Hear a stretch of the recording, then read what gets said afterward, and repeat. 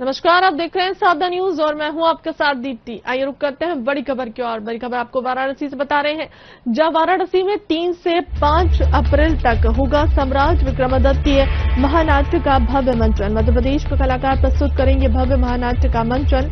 कलाकार अपने सशक्त अभियान और प्रस्तुति के माध्यम से सम्राट विक्रमादित्य के गौरवशाली इतिहास और सांस्कृतिक वैभव को जीवंत कर दर्शकों के मन में नई ऊर्जा और गर्व का संचार करेंगे।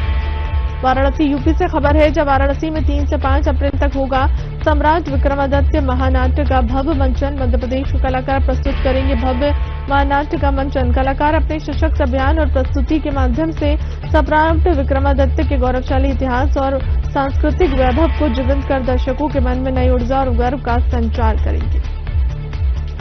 सांस्कृतिक विरासत का एक गौरवशाली अतीत विक्रमादित्य काल से भी जुड़ता है।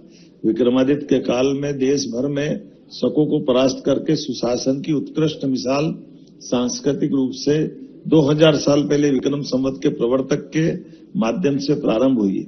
ऐसे में विश्व की सबसे प्राचीन नगरी बनारस वाराणसी में उसका मंचन भी 3, 4, 5 अप्रैल को यहीं बनारस में होने वाला है।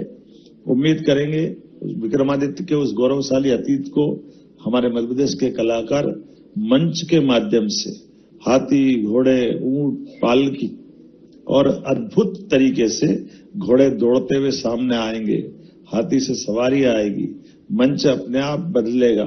एक तरह से कई प्रकार के नाटक के अंदर जो वास्तविक दृश्यों को ला करके नाटकों के प्रति पुनर्जीवन का एक संकल्प है, जो विक्रमादित्य के गौरवशाली अतीत को पुनर्जीवित करने का प्रयास करेगा। विक्रमादित्य और उनकी वीरता, विक्रमादित्य और उनकी दानशीलता, विक्रमादित्य और उनका सुशासन, कई अर्थों में विक्रमादित्य की कई कथाएं हैं। विक्रम और बैताल की कहानी, विक्रमादित्य और उनका सिंहासन बत्तीसी का इतिहास, विक्रमादित्य और उनका नवरत्नों का दरबार, ऐसी कई विशेषताएं विक्रमादित्य के साथ जुड़ी हुई है। ऐसे में सम्राट विक्रमादित्य आधारित यह आयोजन भी यहाँ होगा। यहाँ के पहले देश के कई राज्यों में भी इस प्रकार के आयोजन हुए हैं। बीते समय दक्षिण भारत आंध्र में हैदराबाद पे एक कार्यक्रम हुआ था और भविष्य में भी इस प्रकार की योजना रहेगी। आज के इस अवसर पर मैं एक बार फिर यशस्वी प्रधानमंत्री की इस कर्मस्थली बनारस में आकर के हमारे दोनों राज्यों के संबंध में विकास, व्यवसाय, धार्मिक प्रबंधन और सांस्कृतिक संबंधों को मजबूती का नया इतिहास लिखने के लिए दोनों राज्यों के संबंध परस्पर सौहार्दपूर्ण और परस्पर स्थानीय वासियों के बीच मजबूत बने। मेरी अपनी ओर से माननीय प्रधानमंत्री जी का, माननीय मुख्यमंत्री योगी आदित्यनाथ जी का भी आभार। सांस्कृतिक विरासत का एक गौरवशाली